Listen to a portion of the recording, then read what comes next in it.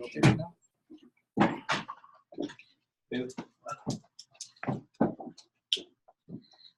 right. Bailey, will you please follow up with the entire division? Got it. Literally, the only other office that's on right now would be Jerry's with Mark in front of it and John in the Fayetteville office. But welcome to Leadership Academy number 2. How are we doing? Wonderful. All right, that's a better response. Excited to be here. As you know, Nick Matlack, Division Manager. I'm fired up for 2019. I'm also fired up for Olean. We're going to talk a lot about that. We have an action-packed agenda today. We've got some personal growth tips. We have a featured guest speaker talking about your Vector career, and Vector Story starts now. It's going to be the start of the 10-part series, and we're really looking forward to getting everybody on board. So in your notes, for wife, her name's Timmy. She's at UCO for technical writing, and she has a really cool book called The Subversive Copy Editor, and there's a part of this book, lines and deadlines and things like that. So in your notes, I'm going to read this 1.5 pages to you, but I want you to really understand that I think that these tips are really life tips, not just editor tips. So I'm going to give you 3 things to write down, and you can listen along. It says, that said, there are a few organizing tools that are indispensable to any professional. Lists give you a picture of the short term, so that'll be number 1. Schedules show you the longer term view, and logs keep track of what you've already done. All 3 are worth a closer look, so let's make a list. Number 1 is lists. A simple to-do list is an excellent aid. Think of it as the editor's broccoli. I keep an e-list on my computer desktop and click it open first thing every morning and keep it open all day. Whenever I need to remind myself to do something, I type it in, more or less in order of urgency. I can delete tasks when they're done or rearrange their order. My other personal non-work to-do list is an app on my phone. Young readers, stop rolling your eyes. Like, who could forget this stuff? Those pushing middle age or older will be nodding in recognition of my wisdom. I tend to make reminders for meetings, tasks, and pre-deadline deadlines, but a list can be as detailed as you like and in whatever form suits you. My office has online schedules and calendars, but those don't reflect my own plans for the day. Many of my colleagues write tasks and meetings on desk blotter calendars. Others paste yellow stickies around their monitors and bookshelves. One has even mentioned leaving voicemail reminders for herself. Whatever works for you, use it. The advantage of my little written list is that one glance at the top of it tells me what I should do next. Does that make sense? So raise your hand if you feel like you could probably improve in your list game right now to be a little bit spinach. Here at the U of C Press, we have an amazing online schedule that allows us to see all of our project deadlines in a number of displays tailored to the information we request. My favorite is the list of tasks I'm responsible for in the next 2 weeks. I open it every morning to look at what's on the horizon. In contrast to my to-do list, which prioritizes my tasks for the day, the schedule includes looming deadlines for projects that are out of my hands at the moment, prompting me to check in with authors and colleagues concerning their progress. If the schedule shows that an edited manuscript is due back from the writer in a week, I might shoot a quick email in that direction. Just checking in, have you had a chance to look at the editing? Do you expect to have it back to me next week? If a manuscript is slided for type session soon and I don't have anything I need, that's a prompt to send reminders. Dorman is ready to go as soon as I have design specs. Just wanted to let you know I'm waiting on your end. Right? So part of this scheduling thing that I would add to it is communication. There needs to be equal and consistent what? Communication. Good. One person got it. Anybody else listening? Equal and consistent what? Communication. That's better, right? Of getting things done.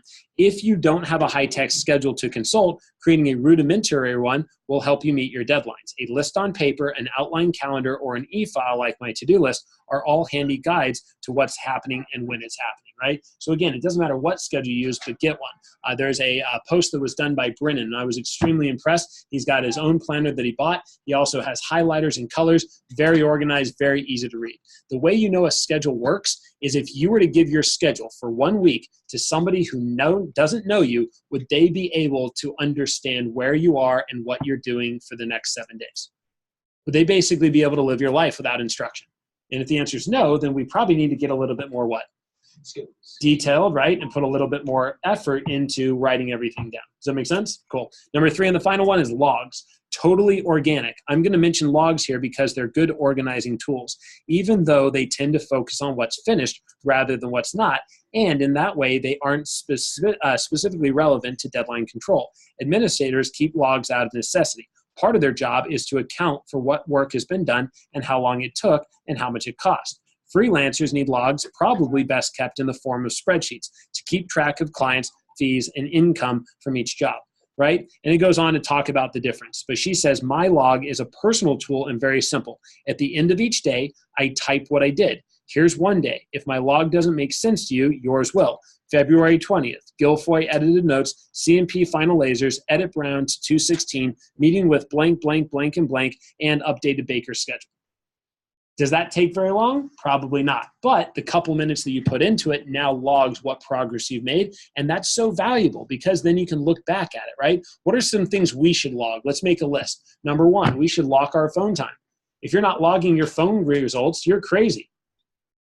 How many calls did you make last week? Oh, like 70? Is that feeling or fact? Because it's not fact-based. We've got no ability to manage you. Does that make sense? And what are we as managers? We're recruiters, but we're also administrators, right? We need to make sure that we have a full awareness and understanding where our business is at. You guys with me on that? So logging things. Branch managers, back in Leadership Academy again. Wouldn't it be beautiful if you could, next summer, when you run your second year branch, before the summer begins, look at, okay, what was I doing on the week before SC1 push? Oh, nothing to promote push. Well, no wonder my push didn't go well. You follow me there? But if you had a log of it and you're opening a second year branch, and many of you in here that want to open a branch will possibly open a second year branch. Well, now you can look back at the first year branch and 1 year later learn from it. That's why I love logging things and writing them down. Cool? So again, 3 things that we just talked about. Number 1 is list. So we need a list for everything, a personal list, a professional list, a financial list. How about a list of when your bills are due? If you just had it all in one location, it's like, crap, I think bills are due. Well, now we don't have to think, we have to know, and we just go to the list and say, oh yeah, it's due in 2 days, right? But now you know, awareness, right? 80% of the battles. Number 2 is schedule. You got to have a schedule, and then you got to stick to the schedule. It's got to be a written schedule. You got to follow through with the schedule, right? Okay, and the third and final thing is what? Logs, right? Logging everything, making sure you have a way to look through it, right? I just want to mention that Andrew Evans has run a 3rd-time branch before going district. Year number 1 did 150. Year number 2 did like 300. Year number 3 broke the all-time company record, did over $600,000, and in one summer at the age of 20, after paying expenses, saved $100,000 as a college kid. You know why? Because every year he logged what he was doing and he learned from it year after year. Can you imagine that's your experience in college? Oh yeah, I ran 3 summertime, right, businesses that I opened, operated, and closed, and every year doubled my sales and eventually saved 6 figures in 1 year because I sell knives, right? And I can't wait for Claire to come up here and talk about what her, right, personal story is and talk about you writing your own. Sound cool? So I wanted to kick it off there and dive into things. Let's move forward. I'm seeing a lot more professionals on here now, so that is firing me up. Thanks for being here, guys. So let's move forward. Next thing is Olean promotion. If you have not learned about it and you don't have one of these, make sure you raise your hand, get one of these, but you definitely want to have one of these. Olean is coming up. A couple of reminders. The dates are the 25th through the 28th. If you look through this, this has the detailed schedule.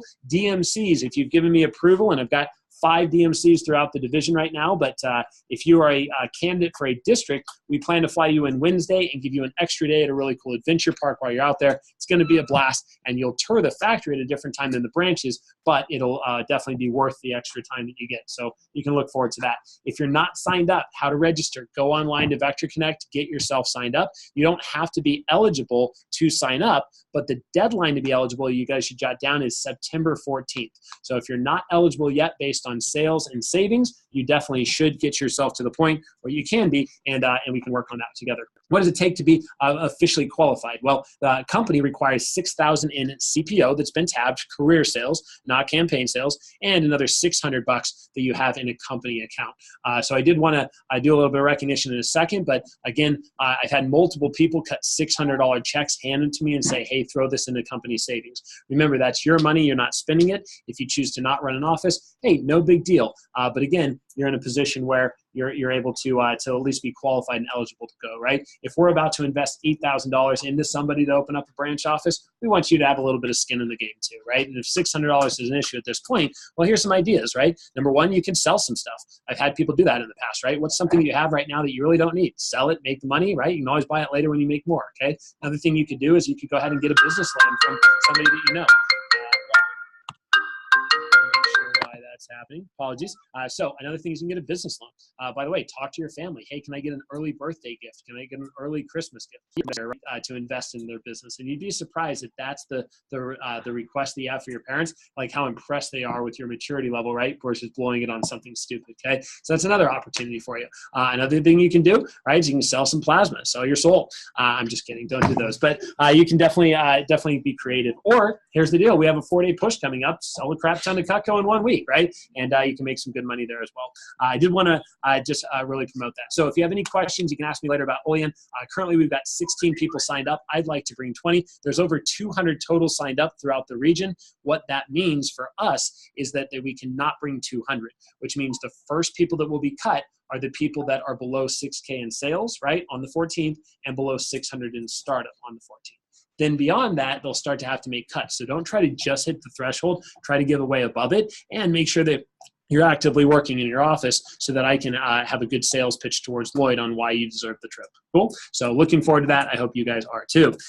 Branch expense income review. I just want to remind everybody to write down 3 things that I make decisions on. I've had some conversations, some laser calls recently, people saying, oh, I want this territory, or hey, I'm thinking about running an office, but if I run an office, I want this territory. Well, first off, I want to remind everybody that the manager makes the territory does not make the manager.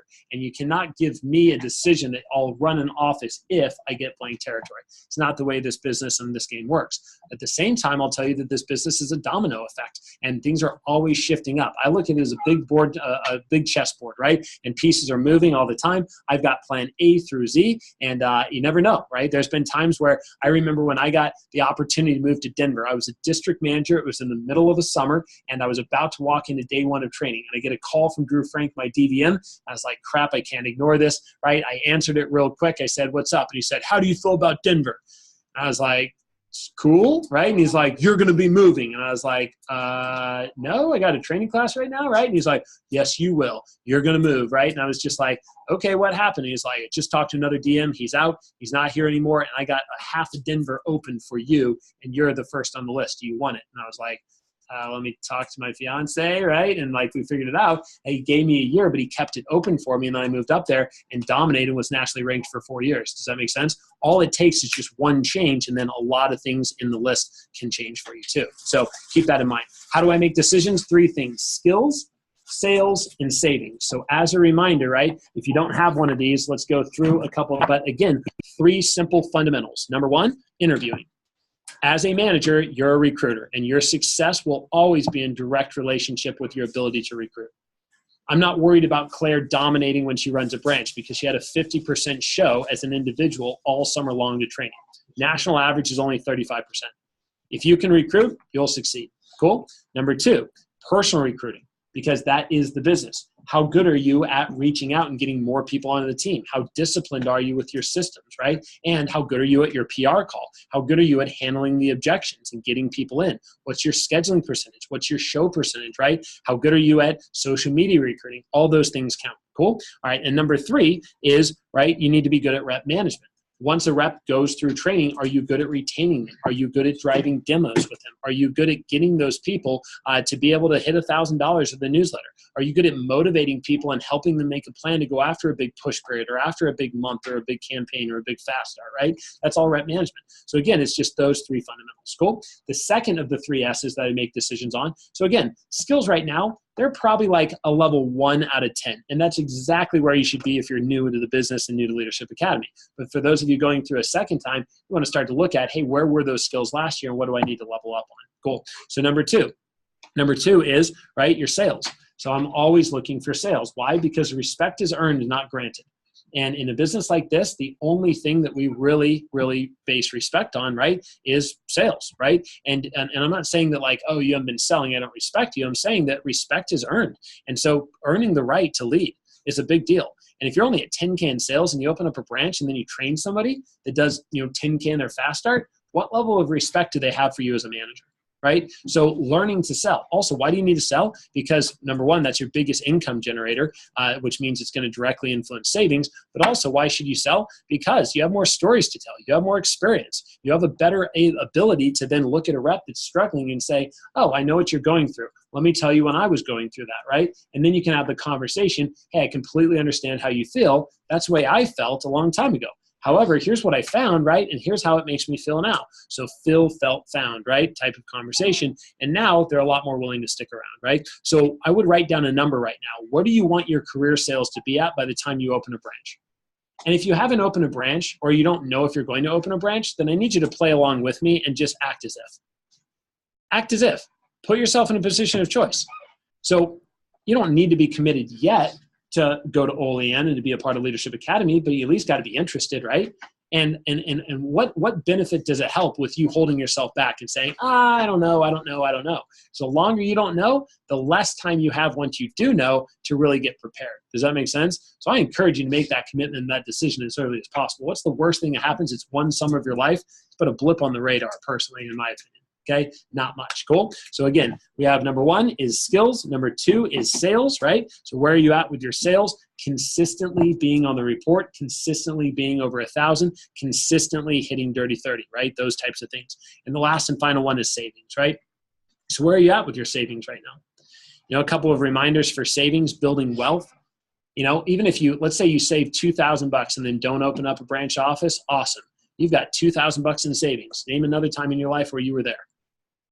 Right? Isn't that great? Doesn't that feel good to know that you've got the money, right? And it's your money, right? So there's no harm that comes from savings. And again, the more that we can get it out of your hands and into, right, the company's hands so that you don't spend it, the better, right? So it'll be leveling up with your savings requirements. Again, investing into your business, investing into your future.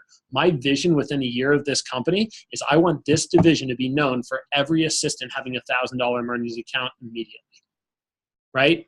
And I want to be known as the wealthiest division.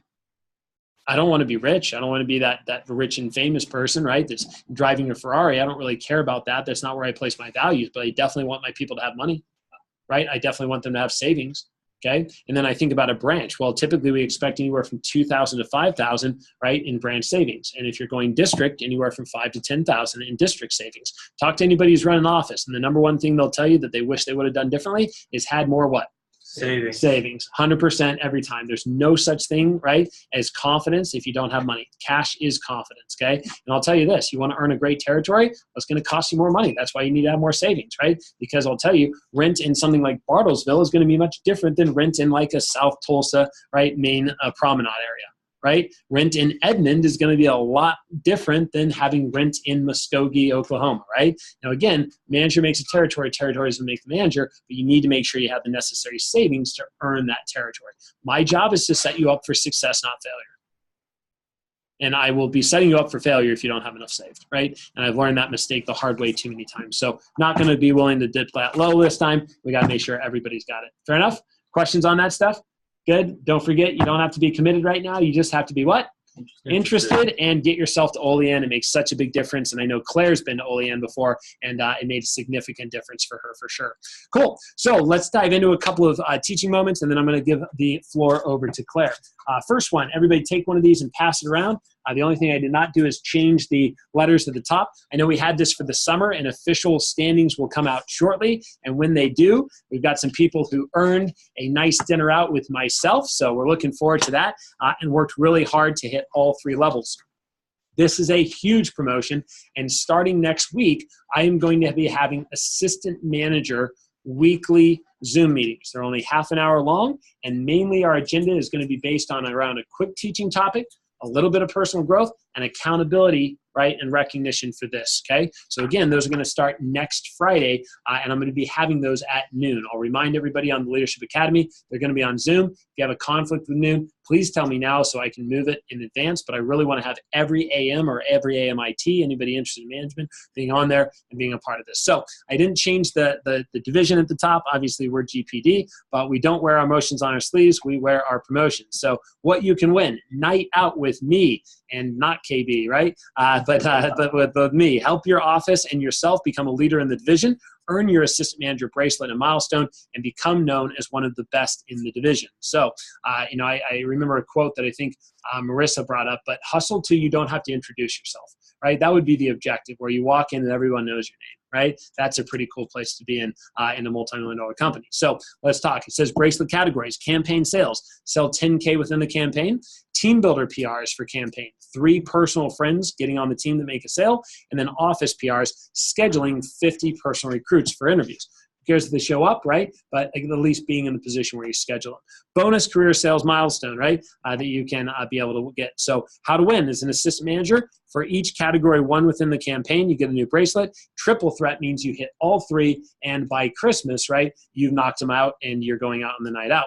District managers qualify with the night out with having 3 triple threat AMs during the campaign, or keeping 7 on staff for the entire campaign, no breaks, no matter what, you had 7 on there, right? So a couple ways that you can win as well. You can look forward to that. Cool. So questions, concerns, comments on this? We like it?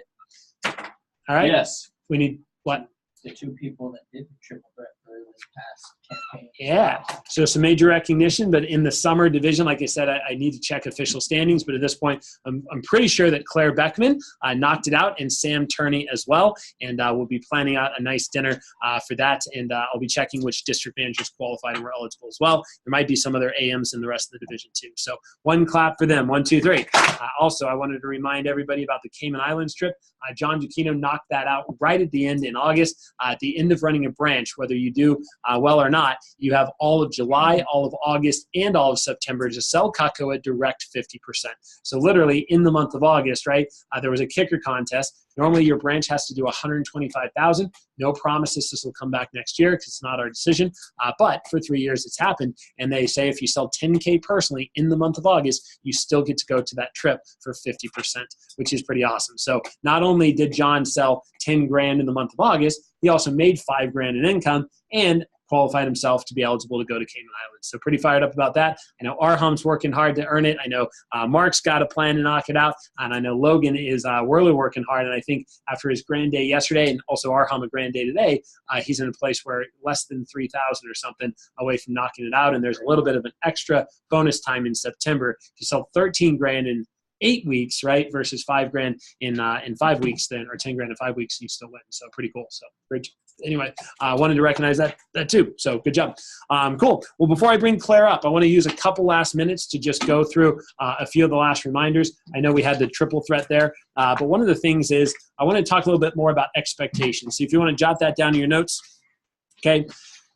I know I have not uploaded Leadership Academy #1, but I finally figured out what I'm going to go with. And what we'll be doing is using a Dropbox online. You can just go to that link. You can watch it, stream it, download it, whatever you want. And then you're able to have access to all the videos all time. Also, with assignments from Leadership Academy #1, there was a assignment to record your pre and record your post, right, and then send it to your manager. We're having a lot of complications right now with people sending those links to their managers through email because the files are too big, or through whatever. It's funny, you can text a video for 30 seconds to 2 minutes, but you can't email it these days. I just don't get it, right? But what we're going to do is set up a Dropbox. It's going to have a file for every candidate, and what you'll do is upload your content into that. Then I'll take a day where I watch them all, and I hold you accountable to making it happen. We'll probably, after you watch it, you should save the copy so you can refer back to it a year from now and see how awful you were when you were new. But we'll probably delete most of them, keep the best ones, and that'll just be a way to do skills for life and watch the best of the recordings every week. And your job should be to make the best recording you can. Cool. So it'll be a good community. So I'll be setting that up and getting this recording uploaded as well, so we can look forward to that. So expectations real quick, and I'll bring up Claire. #1, Leadership Academy attendance. Right? Missing one Leadership Academy shows me that you're not as committed to running a branch or a district as you need to be, right? So don't miss it, right? And again, if you're not completely committed yet, well, missing one event holds you back from being able to be fully eligible. So don't miss an event. Make sure you show up to all of them. If there is one that you have a conflict with, I know some people have class during this time, I expect that by Sunday, which buys you the next 3 to 4 days, right, you need to watch it. And then the way I know you watched it is you emailed me your notes by what you watched. If you were here, I know you're here because I have an attendance tracker. You don't need to send me your notes. But if you ever need to watch a recording, that would be the way I would give you, that's the way I'm confident that you went through it. Cool? All right. Second expectation is impeccable communication. I don't like surprises. Don't be the person, right, that we're setting up these laser calls. And right now, if you are interested in running a branch and I haven't had a laser call with you, you need to let me know immediately. But every other week, 2 times a month, right, I'm having laser calls on Friday. You need one of those, right? 20 to 30 minutes on Zoom where I ask some questions, kind of get your pulse, figure out where you're at. Don't wait until the next one of those laser calls to bring up something with me that could be a conflict with Olean or this or that, right? At this point, you guys are the upper echelon, the best of the best, which means if you send me a text or a call, I'm going to get back to you immediately, right? And if I don't, keep pestering me. And you have my permission for that. But again, I don't like surprises. So no delays, no surprises. Tell me immediately, even if it's not what I want to hear. Be honest with me, right? And I can promise you I won't yell at you. I'm not the mean guy. I might be disappointed, but you got to make sure you do those things. Cool? All right, good. Number 3 is fulfilling all of your assignments. As a reminder, assignments from the first was to record your pre-screen, record your post-screen, and send it to your manager, right? Also, your assignment was to start reading what book?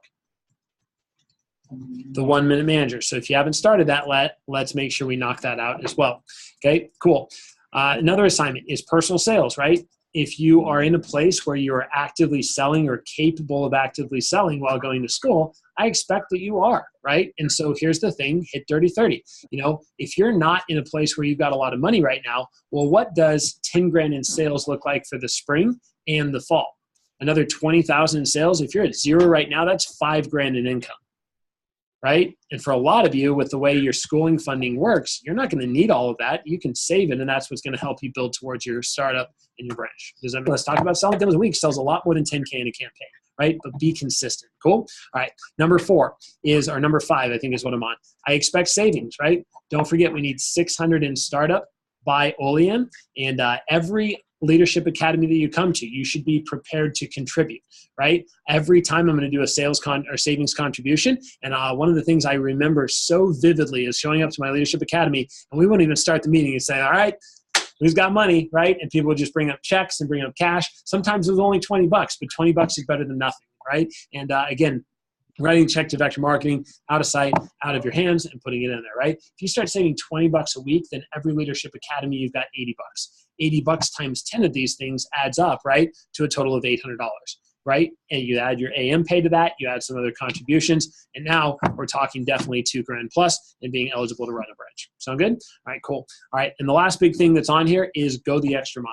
Guys, when I was growing up in this business, my Leadership Academy was literally on a Saturday, once a month in Denver for 7 hours, 10 a.m. to 5 p.m., skills for life, drill for skill, right? And it was so much more intense. Luckily now we have things like Zoom, right? And we have videos and we have all this technology, but just because the meeting's only 2 hours a week, or sorry, 2 hours a month, that is not going to be enough for you to succeed. And ask anybody that went through Leadership Academy in the past, they will tell you that I wish that I would have done more. I wish I would have practiced harder, right? And so I would give yourself permission to have what I call Vector University.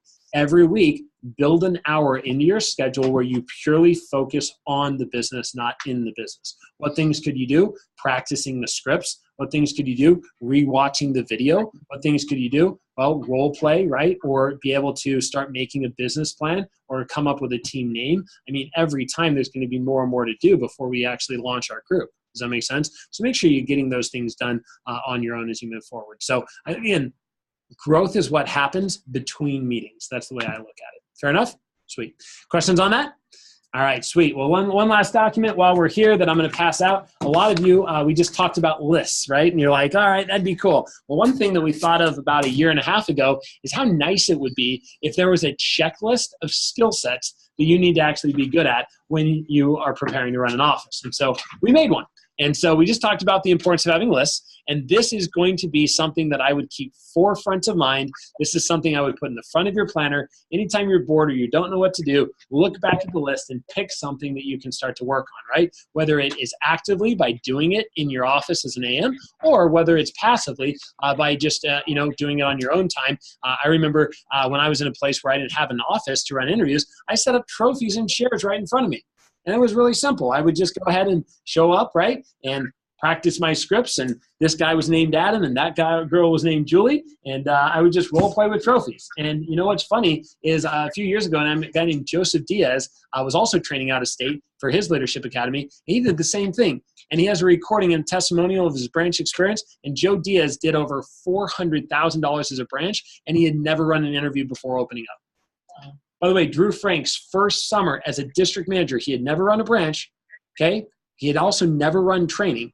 He did over $450,000. And prior to that, he had never run a training. This curriculum is going to get you to run an interview. It's going to get you to run a training. It's going to get you to do every one of the things on this checklist, right? So we're not going to go through all of them, but I want to look at the categories. The first one is the power of promotion. You're a recruiter. How good are you at promoting things, right? Back in Denver, there was a joke that said, never get in the car with Nick. Because if Nick wanted to close on a deal, right, Nick took you on a ride. And we would drive and talk until Nick closed the deal. Does that make sense? So again, how good are you at promoting things and getting people tied into them, right? Okay, next one is rep management. A lot of things that we need to manage. A lot of different types of PCs, different types of conversations, at least having an awareness of all of these, right? Next big one is the interview. How good are you at your stump speech? How good are you at collecting PR names? How good are you at getting your show to training, right? Training. You know, there's a lot of things in there. Training confirmation calls, watching the training. The beautiful thing is that video training is up and loaded now, so you can start to watch and teach yourself and learn. There's also 6 offices running that video training weekly. Personal recruiting, a lot of components of the personal recruiting program, right? And then, of course, campus and administrative stuff. Sound fair? So this is your new checklist. We're going to hit on all of these things in some form or fashion over the course of our 10-week 10-session curriculum. But again, it's important to have a checklist. And before you open up, make sure that you at least have an awareness of all these things and you know what the heck they are. Fair enough? All right, cool. So other than that, I'm excited. I know we're a couple minutes behind, but we've got it built in. We're going to bring up Claire Beckman. And every time we run Leadership Academy, I always like to make sure that I have somebody on the agenda. I asked Claire to share because I don't think any of us have really ever heard her full story. And she's also here to challenge you to make the commitment early on. But Claire's been in the business for 2 years. She just had her best campaign. She's had her best push. I believe also her best month, all at the same time. She's in a position where she is #1 in startup right now, and I'm sure she'll talk about it, but I believe over $4,000 in savings to run a personal branch, $5,000 in savings. She also has some big goals that she is working towards, and after bonus hits tomorrow in her account, she'll have over $1,000 paycheck because of bonus and another $1,000 a week. She made a commitment. She's big into photography, and she used that money to go out and buy a really nice camera, and she'll be doing that very shortly. And it's amazing what you can do when you set your mind to something with a goal and then you go after it. So she's got about 15 minutes to talk to us about your Vector story starting now, goals, dreams, and commitments, and so forth. And let's bring her up. Big round of applause. Claire Beckman, come on.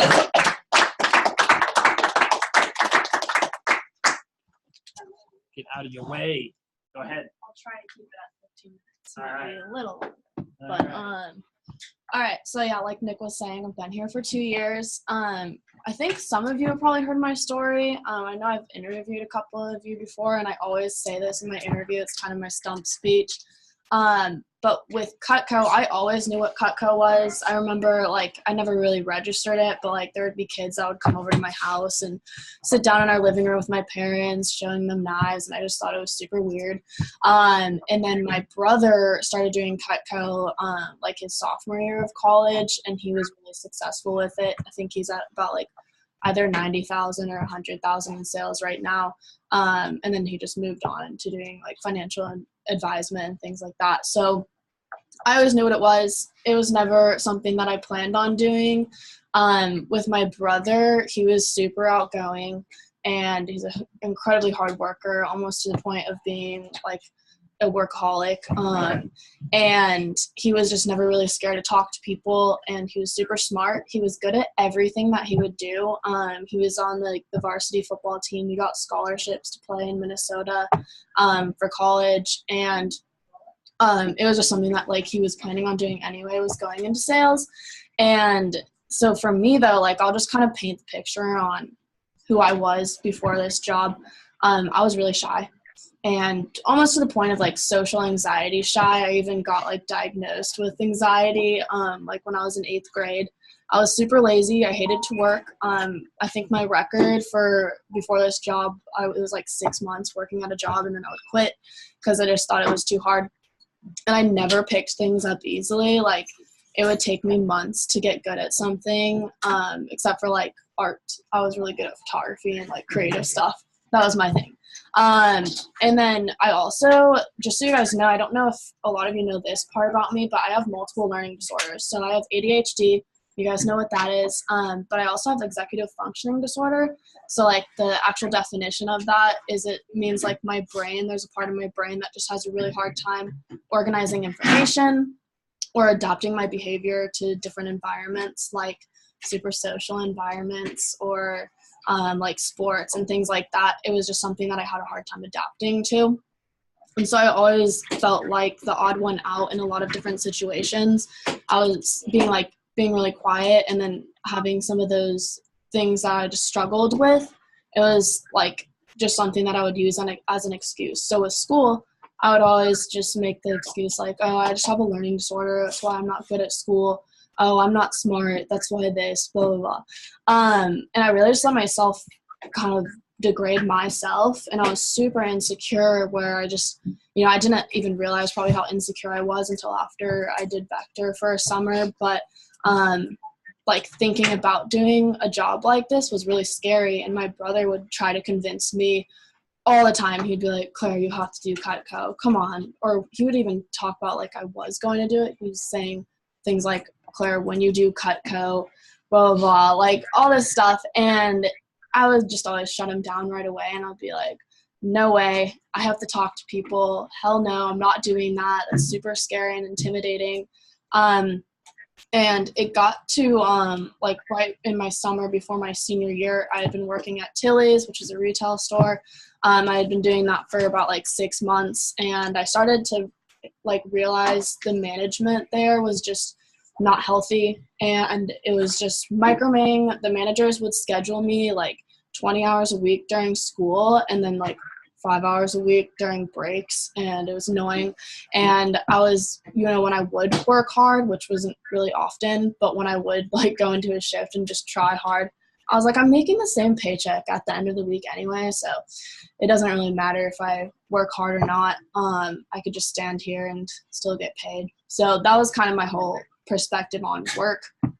And I was complaining to my brother because I just wanted to rant about it, and then I probably shouldn't have, but he found it as a great opportunity to bring up the Cutco thing again, but he kind of took a different approach with it. He said that there was a receptionist position open. We don't do receptionists anymore, but they were doing like about $10 an hour, and I only had to do it 20 hours a week, and it was right before the summer. So I was like, that's awesome. I can make $200 a week. We were getting paid every week. And I just have to sit on like in a chair and just call people. That's what I liked about it, was that it was super easy. So I decided to do the receptionist thing. But it was kind of just a trick to get me into the door.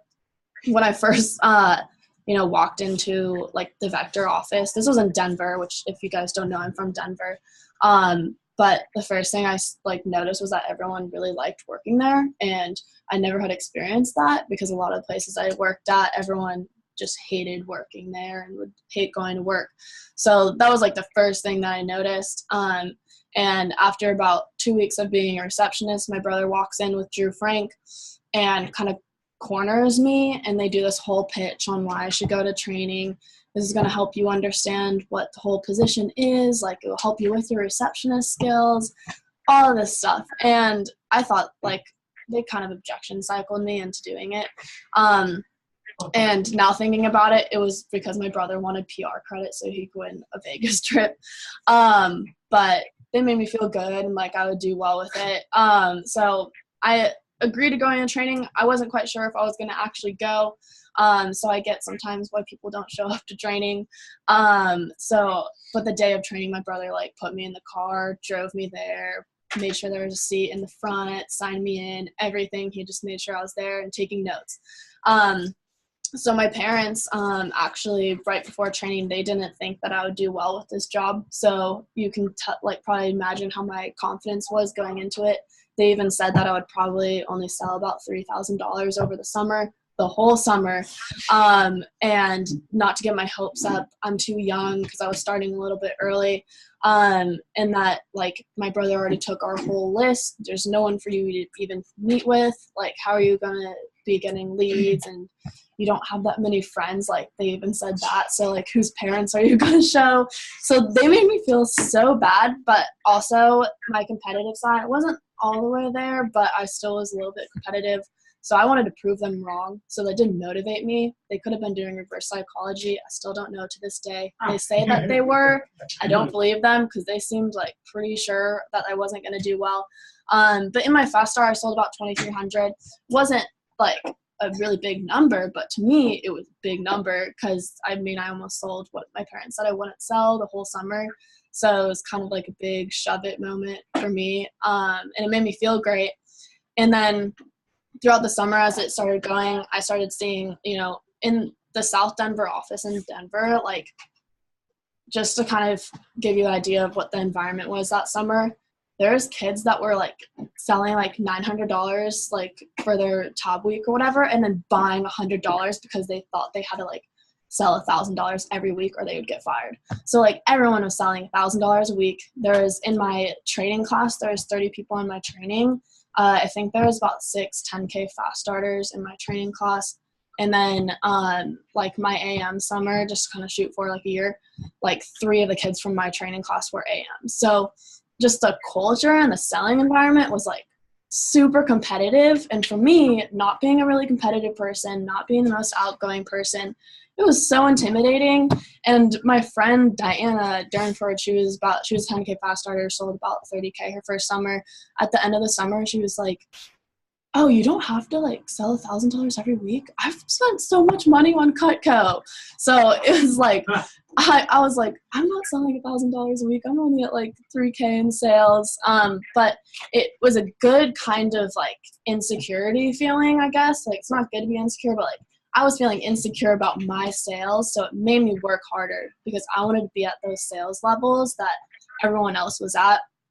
I remember at SC1, I've told probably a lot of you about this kid, Sean Kennedy, because I talk about him in all my talks. But it was at SC1, I sold about like $1,000, and you know, it wasn't the best. He sold about 20 grand in his SC1 push, and he was the #1 rep, and it pissed me off. So he was like just being cocky about it and everything. And so I committed to the next push week. I'm going to go after my biggest week. I'm going to hit 10K for the summer.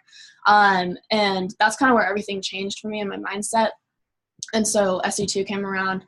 I sold 6 grand. I wanted to sell 10, but 6K, I was like, wow, I made $1,000. I remember my mom like saying that I made more than she did one week. Such a good feeling. It's like, you thought I wouldn't even sell 3 grand. And then, you know, by the end of the summer, you know, I was at about like $11,000 in sales. It was like a sledgehammer was taken to my personality in a way. Like my confidence was just all there. And I thought before I was confident, and that's why I was saying like it totally wasn't. I was super insecure. And when school started back up, I had a 2.0 GPA all throughout high school. And I really just like let those learning disorders kind of be the thing that drove me and be the reason that I couldn't do things, which was so wrong. And that's what, if like any of you struggle with learning disorders, just know like that's just BS that a psychologist just diagnoses you with. And there's so many ways to push through those things and those challenges. After my vector summer, my GPA was 3.5 by the end of my senior year. You know, I never really had friends. I had transferred from a public school or from a private school to a public school my sophomore year. Everyone had been going to school since they were like 5 together. So it was really hard to get into those groups of friends. And just me being quiet, I was just always so intimidated to like go up and talk to people. I became like a social butterfly. I became friends with pretty much our whole senior class. I actually became best friends with these 2 girls that I hated because I just thought that they were like stuck up girls, when actually it was just because they're like the kind of friends that I wanted in my life. They're super positive, hardworking girls. And that's what Vector taught me, was the value of true friends. And so with those 2 friends, like we travel all the time. We've been to like Vegas and go to the mountains all the time. It's really fun. Like, I never would have become friends with those girls if it wasn't for Vector. And then my senior year, for a credit to graduate, I had to take marketing and be involved in DECA, which is like a marketing club. There's kids that had been doing it for 4 years all throughout high school, and had never qualified for some of the competitions. I like went in there and kind of just winged it because I didn't know what it was, and I qualified for district, state, and I placed number 2 in at state, and then I didn't qualify for nationals, unfortunately, but it was surprising to me. Like, I just used my vector skills and my presentation skills to do well with that. So I have DEC on my resume, which looks really good. And then I've been using Vector as a tool just to use with my photography business, because that's what I want to do. My dream is just to travel the world and take pictures, take promotional videos for companies, and then just like fun stuff for my own, and just make money from that. And I've been able to network with different customers that I meet with. So I have like 10 business cards of different photographers that I've done demos for that I can call at any time and just ask for like an internship or advice or mentoring. And so things like that, like, you know, I didn't even know what I wanted to do with my life before this job, and it's really kind of set a path for me that I'm wanting to go on, and that's why I'm so excited for branches, because that's just going to be where that catapults me into everything that I'm going to do.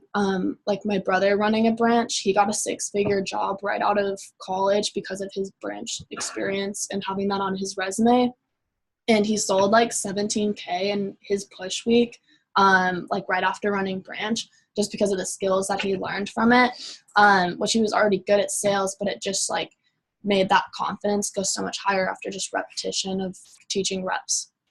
So I love Cutco. I love being mentored by the best of the best. It's awesome. Getting, you know, hitting these different sales levels so you can have mentor calls with the CSPs, and just always like loving to grow and loving to learn.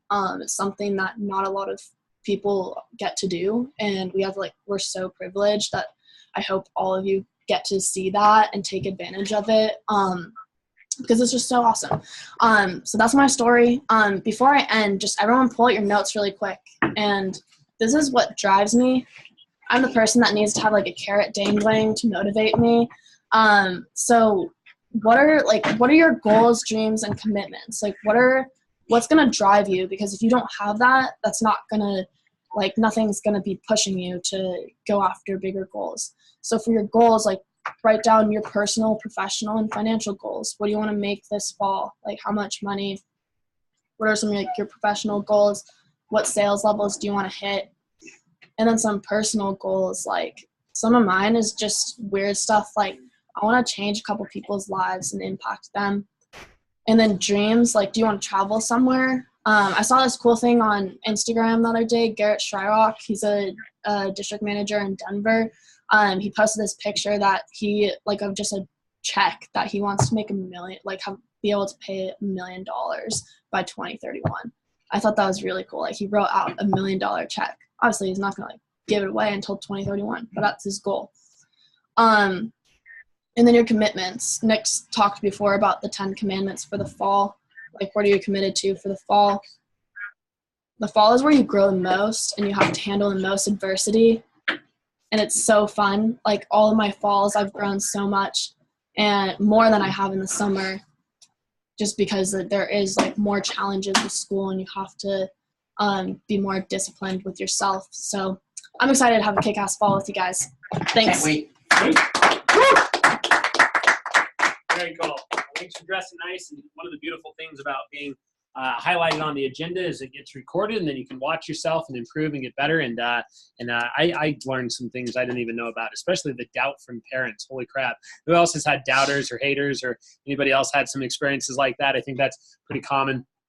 Place with an opportunity like this. And one of the things that is a quote that came to mind with what she was saying there is this, and I learned this early on, and it's just very simple, but how will you use Vector to hit your dreams, right? I think about the post that we have back there. It says, not about selling knives. It's about taking people from where they are to where they want to be. We just simply use Cutco as a vehicle, right? So my question to you is, how are you going to use this phenomenal opportunity to be able to hit all the dreams in your life? Cutco doesn't have to be long-term for you. For some of you, right, Cutco might just be a fling in your life. And, you know, most people that are in that position, they look back and they wish that they would have put more commitment in. They wish they would have worked harder, but not all, right? Most of you, I hope you're starting to think about Vector for college or Vector for longer than a campaign, right? And then for some of you, hey, what does Vector look like for 3 or 5 years of hard work? You know, if you would have asked me when I got in this company that at 32, that if I'd still be here, the answer was definitely not. There's no freaking way. But now I don't know where my life would be at if I hadn't found Vector, right? Like the real world sucks.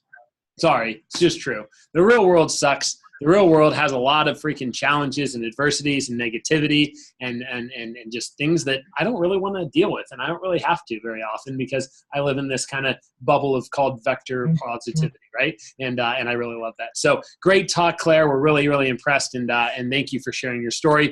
And I hope we all gained something from that. So again, hopefully you wrote these things down, but at the end, you know, I would definitely remember these 3 words, right? Number 1, what are your goals? What are your goals? What are you looking to get accomplished? One of my favorite questions to ask people is, hey, if you were to sign a 1-year contract with Vector Marketing right now, you couldn't back out, you couldn't get out, you had to work here for the next year, what would you want to accomplish over the course of that year? And that's pretty valid, right? Okay, second thing she talked about is what are your dreams? These are Vector dreams and sometimes non-Vector dreams, but what do you want to do, right? I heard a great quote one time and it says, when you stop dreaming, you start dying. Yikes.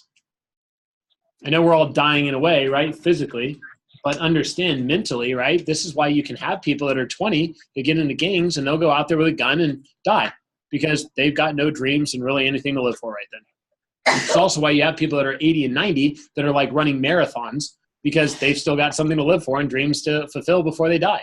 You ever thought about that, right? So what are your dreams? Do you have any? Do you have a list? Have you written it down? You're a lot more likely to hit it if you write it down, right? And if you need a place to start doing that, your manual is a great place to start. Some of you know this. Many of you probably don't. Last page of your manual. Have you ever looked all the way through? A whole page with different places for you to start writing your dreams, short-term and long-term. Pretty awesome, right? Cool. And number 3 she talked about is what are your commitments? You know, what are your commitments? What are you truly committed to? Skills, sales, savings. The earlier you can tell me, I'm in, Nick. I'm in, level 10, 100%, not backing out. I'm going to run an office. Dude, the better off you are. Right? Because that gives you so much more time and an advantage to get yourself fully mentally, physically, and emotionally prepared to be able to dominate whatever office you run. Cool? All right. Awesome. So let's go ahead and dive into our teaching skills. Great job. And 1 clap for Claire real quick. 1, 2, 3.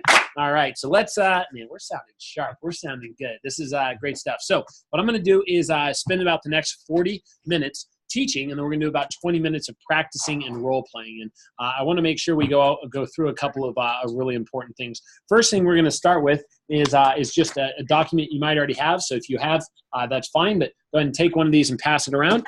For those of you that are on Zoom, your manager has all of these documents. They can either forward them to you if you text them, or you can go ahead and use like, an email or something like that, but they should be able to share. This document says having it all in the fall. Keys to achieving success right now as a 2019 branch or district. So a couple of great ideas on here. I'm not going to read through them specifically, but increase your communication with your manager, right? Level up your planning. We're going to talk a little bit about that today. Sell Cutco, right? Be prepared to handle objections or questions about the opportunity. It's unique. Remember, people are going to have questions because a branch office, well, what does that mean? And the more you can prepare yourself to answer those, the better. So if you flip forward, the next page has handling questions about a branch or district. Look at that, right? So those of you who are getting questions from family or friends and you don't know what to say, I'm going to tell you that simplicity is power. And the more simple you can keep your response, the better. Also, the more certain you can be with your response, the better, right? And then it talks about, on the last page, a few of these questions. What is branch? Why does branch district require management savings? How much money will I earn as a branch manager for the summer? A lot of people think in terms of work, right? Like, how much are you going to make? All right, is this even worth it to you? Well, we got to remember that branch is about the ultimate experience, right? District is about the ultimate lifestyle. So pretty cool. I didn't make much as a branch until I started selling. In fact, I made nothing. I broke even. All the money I had invested in a branch, I had spent, And I basically paid all my bills. My profit and loss statement at the end of that summer in 2007 said that I made $500. I got my last phone bill for $505. Good news is we don't have phone bills anymore like that. Also, good news is we don't have receptionists anymore, right? You can run a branch that does 30 grand in sales and still make a profit. You can run a branch that does less than 10K in sales, sell a bunch at the end of the summer, and still make a profit. It's a beautiful thing, right? And we've got some examples. So the point is this: it doesn't matter how your branch does. The only way to fail is to quit, right? But ultimately, I went home and I sold 8K and direct 50%. I made $4 grand in 1 week.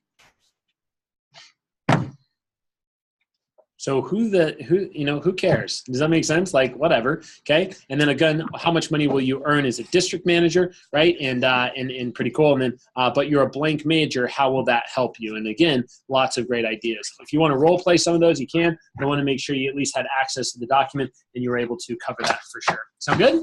So let's jump into the teaching. I'm so fired up to talk about this. First document we're going to pass around is called The Power of Five. And I'll pass this around. For those of you on the Zoom recording, if you don't have it, I'll bring it up and you can take a screenshot of it on your phone or something like that.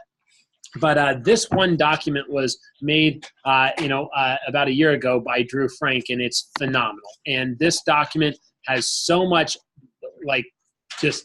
you could run the entire business, in my opinion, when it comes to management of reps and driving demos on this one document. It's so beautiful. And so every time I go through it, I get more fired up. Those of you that are on Zoom, make sure that your district manager is in the room. They're listening, they're watching, they're paying attention. They need this as much as you do. I can promise you that. And we want to be going through it. So again, on Zoom, I'll be bringing this up as a screen share so we know what we're talking about, but you should also have access to this information as well as we move forward. So I'm going to wait for it to load and I'll bring it up. So it says Power of Five at the top, right? First off, let's read together. It says best what? Five. Best five. So best five focus. As I continue this and start to talk about it, I want to make sure that we're all in a position where we know our best five. So if you have your notes out right now, I want you to do an exercise. I want you to write down who are your best five off the top of your head. Do it right now. Who are your best five? If I could book a demo with anybody and everybody you've met or you have access to meeting, who would the five people be that you would want me to schedule for that? And I love doing this exercise with CSPs. I love doing it with fast starters. I love doing it with assistant managers and new reps. I love sometimes doing it with myself, right? If I need to sell some knives, who would be the five people that I'd target first?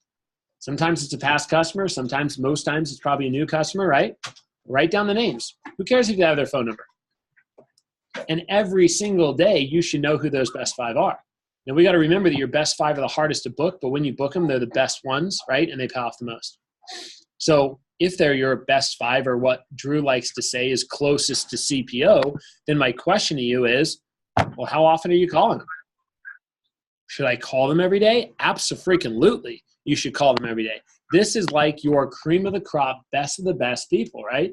And you know what? It might take you a month to pursue and book up the demo, but when you finally do, man, does it pay off. I remember a guy that I got recommended to. A lady bought a galley. She gave me one referral, and I did everything I could to try to get five. And then she said, but this guy will buy everything. He's one of those top-level guys in those pyramid companies. You need to call him, right? Called him. Took me 2 weeks to finally give him an answer to the phone. Nope, I'm really busy, but give me a call back in about a week when I'm back in town, and maybe I'll consider it. Follow it up. No, it's just not going to work, right? That probably happened 4 or 5 times. And every time it got pushed away, right? But he appreciated my persistence in business. It took me 3 months to book the guy. Finally booked him for during a push. About a Cutco Kitchen 4K order. He was also blind. And the demo took me 45 minutes before he said, all right, obviously your stuff is good. Whatever my wife wants, she can get it. I'm going to go back to work. And went into his 2-kitchen home that they were building a $200,000 pool in the backyard. Paid in full, 4K order. Is that worth following up for 3 months? You tell me. Plus the referrals I got off of that client. You follow me there? So you got to make sure you do it. Cool? So again, the power of five, and I'm sharing this with everybody now. So let's go through this, right? It says low flyers equals their first sale or two. That gives them confidence and retention. Your mid flyers, they get their first set sale or two, first promotion. And the high flyers hit their first promotion or two with momentum and rabbits. I want to bring up Bailey. Bailey had a training class last week. We didn't hit a recruiting goal, but he had 6 launch from training. Now, one of your goals, if you don't know this, you need to know what this means, PPR, right? PPR. If you ever hear me say, oh, blank has a blank fast start PPR or blank first weekend PPR, what that stands for is this, productivity per rep. We take the total amount of sales, we divide it by the number of reps, and that tells us what our average rep is selling. Now, obviously, not every rep's going to sell the same amount, right? But what happened is by following the best what? 5 rule, Bailey was able to have 6 people launch from training. Now, he got over $1,000 first week in productivity. Guys, if you're getting over 500, you'll be okay. 750 would be the minimum goal. And if you're nailing 1,000, you're going to crush it owning an office or being an assistant to one. Okay, let me show you why, right? He got to 6K by 1 rep, selling $4,000 in the first 3 days. Well, look at this. High flyers, if they focus on their best what? Hit their first or second promotion. Not surprising. You had another kid that went out and sold about $1,500. Not surprising on that one either, right? Okay, so pretty cool. And that gets a mid-flyer. Another person got very close to hitting their first promotion, right? And so from the top 3 out of 6, we sold over $1,000. And then another one sold 500, another one made their first sale, and 1 out of the 6 hasn't made their first sale. We're not giving up on them, right? Another thing you'll learn is no rep left behind. It is our requirement, our responsibility, and our duty to make sure that everybody who goes through our training gets their first what? Sale, right? Immediately. And hopefully that would be on the first night, okay? And a lot of that has to do by the coordinator because now everything's on training or on video for training. So keep that in mind. Guys, I want to teach you a little bit about humans. We are not computers. We can't upload data and access it perfectly every time. We need something called repetition, right? I teach my son Tyler, how do people learn best? Repetition and reading books. So let's look at this. It says repeat over and over during training. Okay, hold them accountable through the couple of PCs that you have with them. And then once they've shown their best 5, you want to show them their next best 5, their next best 5, and constantly be asking that question, right? It's interesting that every time we do it, there might be a new name that goes on the list for you, and your best 5 evolves, right? And that's exactly what it should be doing. Also, a great thing that I taught Tyler is if one of their best 5 people happens to be out of town, then they're not a best 5 that week. They're only counting as a best 5 if they're actually in town and available to do a demo. And sometimes you don't know until you call, but if you get that call and they're out of town for a weekend, hey, replace them with another name and keep calling those daily. Cool? All right, so everybody understand the importance of best 5, yes? Yes. And by the way, if every rep is focused on their best what? 5. They have a very likely shot at selling $1,000 for the week, and if they're selling $1,000, we're not worried about them quitting or leaving. Cool? Let's move on to number 2. Number 2 says 5 what? 5 before and 5 what? After. That's good. Okay, they got to be able to hear you guys on the audio here. So let's talk about that. 5 before and 5 after. Easy to do, easy to forget. 1 demo set per demo completed. 100% replication because it typically takes 10 calls for every 1 demo, right? And guys, if you're sitting here right now and you don't have 5 demos ahead, I'll tell you why. It's because you haven't been making 5 before and 5 what? After. It's not hard to do, just do it. And it doesn't have to be just around demos. With school, it can be around class. It can be around your other job. It could be around, studying. You could do 5 before and 5 after around your phone time. 5 calls before I start phone time and 5 calls after. I'm just kidding. So now it becomes a 30 call time, right? But that's another option for you. And teach it during training. Drive it on PDI. Repeat it, repeat it, repeat it. The only way people pick up on good habits is if there's constant awareness and accountability. Does that make sense? So right now, our division needs to be a much better job of driving 5 before and 5 after. And again, it's not very tricky to do. It's just tricky to hold people to. When I do PDI, my first question when people call in, hey, Nick, just calling in for my first demo. Sweet, man. I'm fired up for you, but real quick, did you make your what? 5 calls. And if the answer is no, I'm like, dang, I really want to celebrate and talk to you and give you a tip, but I can't. So can you make those calls and call me back? See ya. Right? And it's not like I'm being rude or disrespectful. I'm just being tough, right? Tough love is the best love. And that is what's going to help them succeed. And that's my responsibility. Everybody with me on that? Cool. At the end of a demo, what's up, Nick? I just sold a homemaker. Dude, I'd love to celebrate. Have you made your 5 calls? No? All right, sweet. Well, can't wait to celebrate. Call me back once you do. Right? I guarantee you they're going to call you back and tell you all of the stuff that they did to drop that awesome homemaker. I'm not worried about getting that call back. But if you make it a habit where I'm like basically unwilling to communicate with you unless you're doing it, do you think they're going to start to do it more? Heck yeah. Does that make sense? So again, it's got to be done the right way. You got to have the right personality for it, but make sure that you do that. All right, let's look at number 3. Number 3 on here says 5 crucial what? Events. All right, good. So make sure you follow the program and the manual and the packet. It says keys to retention. Let's talk about the 5 critical events that reps need to make, and then we'll do a quick quiz. So number 1, AT1. Why? Because we need to recognize them. In many cases, we need to rebuild their confidence. And I'll tell you this, if you are not getting people to show up to your advanced training one, it's probably because they didn't make their first sale. It's a shocking how if they sell something, they show up. And if they don't sell something, they're always busy, right? Weird how that works. So keep that in mind, okay? So again, got to build their confidence, rebuild their confidence, creating a plan for them and helping them keep 5 demos ahead. One of the things I love about advanced training is putting all their results up on the board, then putting a dash and tallies with how many more demos they have. And what I also love doing is with that exercise, I look at them after I've gone through everybody's results and I say, hey guys, what doesn't matter is what's on this side. Because what's done is done, we ain't changing it. But what I am always judge you on is what's on this side, and that is how many demos you have ahead of you. In fact, I'm more impressed with Johnny right now because he's got 7 demos ahead of him, even though he hasn't made his first sale, than I am with Brennan because he sold $3,000, but he's only got 2 demos ahead.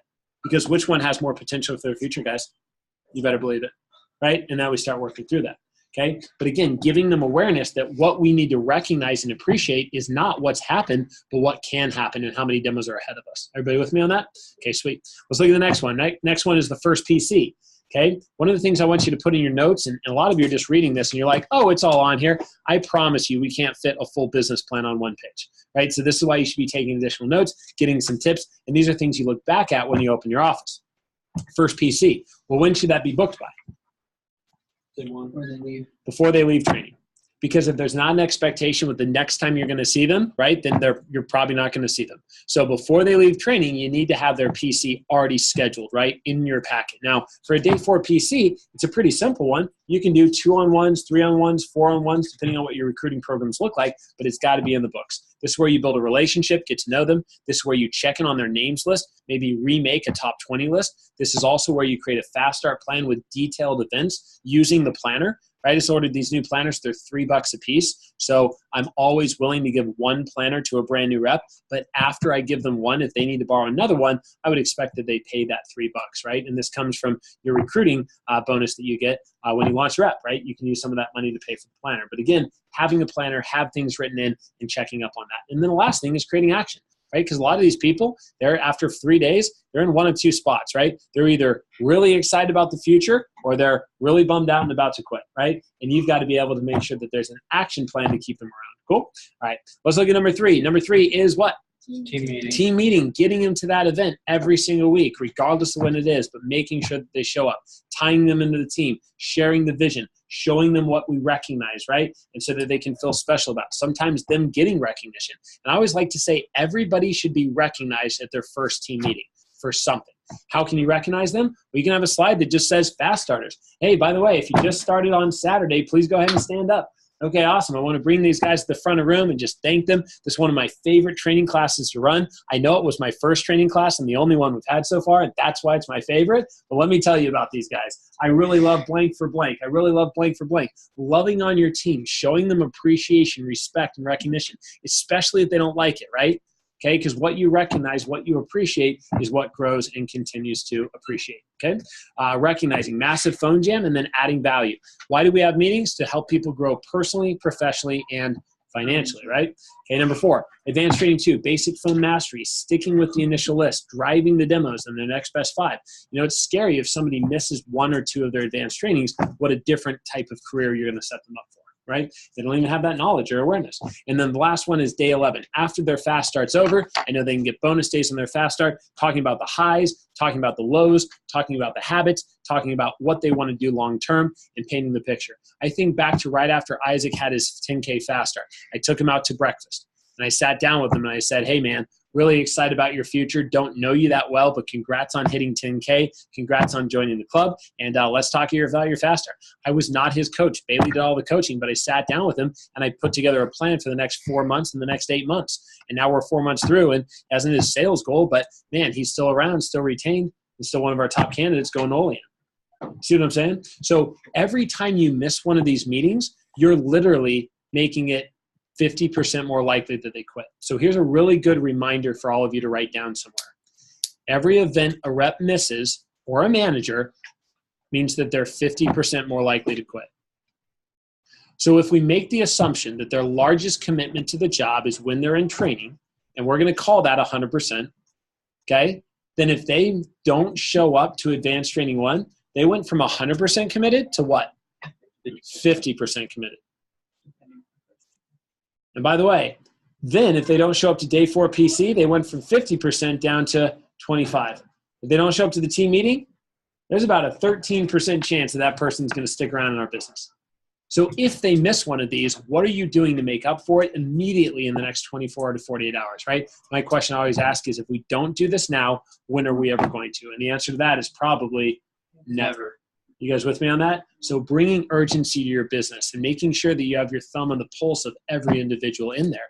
We promise them the world in the interview. Then we spend 2 days saying, hey, I'm going to be here for everything you ever need. You can call me anytime. I'll be available. And then what happens, right? We don't hold them accountable to doing those things, and then pretty soon we don't get the results that they deserve or we deserve, right? So again, if you help enough other people get what they want and succeed, you're going to definitely hit your goals and succeed as too. Cool? All right, so let's look at the bottom of this, and then we'll move on. It says 5 keys to building a great what? Team. So a couple of topics I'm going to talk about. Metrics, right? You might want to jot down. Newsletter. Okay, newsletter. What does it take to be on the newsletter? $1,000. $1,000, right? It takes $1,000 to be on the newsletter and be on the region recognition document. So how do you get somebody to the newsletter? Well, 7 demos or showing their best what? 5. Now, here's what's funny. Almost every single week I've ever seen, you take the number of people on the newsletter and multiply it times 2 or 2.5, and that's going to be your total sales report. Last week in the pilot, we shipped $12,000. We had basically 5 new business reps on the newsletter, and we finished at 12 grand. Why? 2 to 2.5 times rule. Brilliant how that works, right? Okay, so let's do some quick math. If you want to have a 10K week, it's going to take at least how many on the newsletter? 4 to 5, right? If you want to have a 20K week, how many on the newsletter? Probably 8 to 10, yes? Okay, who would like to have an office that does $50,000 in a week? Anybody down to do that? The amount of money? So I was expecting to see more hands. What does it take? Yeah, they don't even know. Yeah. All right, let me ask a better question. Who would like to generate $6 grand in income in 1 week? Anybody want to do that? Oh, okay, good. go. Have a 50K week, right? It's that simple, right? After expenses. So here's the bottom line, though, right? What would you have to do? How many on the newsletter? 50K week would be? 10. No, I'm an idiot. Probably more, right? No. It'd take about 20 to 25. You can get 20 to 25 people over $1,000 with the rest of the size of your team. We're probably going to ship 50K. Now, that might change if you have one rep that does 6, 7, 8,000 because they're going after a big fast start, but you can see how that works, right? So remember that metric. Let's look at the next one, meeting attendance. 75% of your team should show up to the meetings. And if they're not going to show up, then here's my question that you could jot down to always ask. Hey, what are you going to do to make up for it? All right, well, you can't make it. What's done is done. We can't change it. So what are you going to do to make up for it? I know in Tyler's organization in Stillwater right now, if somebody misses a team meeting, no biggie. They just have to make sure that in the next 24 hours, they book up 3 demos to make up for it. It's pretty awesome. They're probably going to book 3 demos at the team meeting anyway. They can always come in another time, watch a recording, get the handouts or documents or sales specials, and then book demos, but make sure you hold them accountable to that. Number 3, PC. Right? But what does PC stand for? Personal coaching. Personal coaching. So every week they should sit down with a manager and get at least half an hour. Right? And maybe it's 2-on-1 or 3-on-1. I've even done 4-on-1. Sometimes it's 1-on-1. But again, making sure that every rep gets a PC every single week, right? And helping them during that PC in moving their business forward, which I'll teach you in a sec. Next one here says PDI. Every rep should be communicated with every day, hopefully verbally, but if not, at least through a text or a GroupMe message, right? But again, most people our age, they only think in 24-hour spurts, much less than that.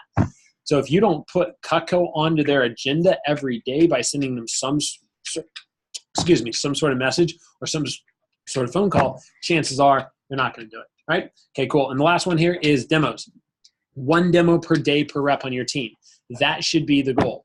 And by the way, in the summer, it should be even more than that. So I have a challenge for you right now, right? Let's say you build an office to the point where you got 10 people on your team. Sounds great, right? Well, if you're doing 1 demo per day for every rep on the team, how many demos should be completed every day or at least booked? 10. We got 10 people on the team. We should be shooting for 10 demos every day. And if every demo equals $100, we should be selling about $1,000 every day, right? Okay. And if you sell $1,000 every day for 7 days, you had a 7K week. So if you have a team of 10 people, there's no reason why you shouldn't be able to at least sell 7 grand, not including your training class. Make sense? But some of our offices are really good at recruiting. I know in the pilot, there was a point where we had a 48-person launch this summer. We had 59 people show up to training in this room, right? And 48 of them got sample kits in the same week and signed a contract. So let's talk about that, right? 1 demo per day per rep on the team with a team of 50. 50 times 7, what's that get us to? 350 demos? It's a guaranteed $35,000 a week, not including some fast start pops and top-level performances. You see how this starts to build? Cool. Last thing on here says 5 keys to developing a great rep. Let's go through that. Number 1, making sure they always hit the Newsletter. Good, right? Number 2, making sure that they always have at least how many names on the list? 100 at all times, right? Making sure that you firm them up and you're asking, hey, did you make your what? 5 before 5. Good. And then also making sure that you check in as much as often as possible on their next best what? 5. And then, of course, appreciation and recognition. One thing I want you to write about appreciation and recognition is this, and I'm going to challenge you to do it between now and next Leadership Academy. Anybody can catch people doing things wrong, but it takes a true leader to catch people doing things right. I'm going to tell you right now that as a father, it's very easy to look at my kids for all the things they don't do and all their shortcomings. But if that's all they ever hear from me, I'm not being a very good dad. Make sense? It is my responsibility to make sure that I catch them doing things right. Hey, I just want to hold you, like, Tyler, come here. Sometimes I'll say it just like that. Tyler, come here. iPad down. What, Dad? Hey, dude, I just wanted to thank you so much because when you came home today, you put your stuff where it needed to be. You didn't make a mess. You didn't complain. You got yourself a snack, and you helped your sister with putting her stuff where it went to. Those are the types of things that I'm so impressed with, and that shows me that you're taking on responsibility, you're becoming a better you, and I'm willing to give you a little bit more freedom next time with the next request you got. So keep it up, buddy. High five. Now, it's funny because even if I don't say, Tyler, come here, right? Sometimes I'm just like, Tyler, he still shows up with the face of, what did I do wrong? And that just is an indication to me that I'm not doing a very good job in catching him doing things what? Right. Because if he's always expecting to get in trouble when I call his name, crap, I got some work to do as a dad. How about that same philosophy with reps? If all you're ever doing is reprimanding them or telling them how they had a shortcoming or they didn't do this, right, without helping them see what they are doing right, it's going to be tough for you to build that relationship. Everybody with me on that? Cool. So questions or comments on the power of 5? What do we think? Yes? Wonderful. All right, awesome. So hopefully you got a nugget out of this, and I would encourage you to highlight, star your nuggets, and then at the end of Leadership Academy, post on the 2019 Leadership Academy GroupMe about what your biggest takeaways were and be able to share that. Next document we're going to run through is called the PC. So if you guys can all take one of these, pass it around. Hopefully somebody's stacking copies for me in the back, so we've got some extras. But let's talk about the PC. I'm going to go ahead and load this. And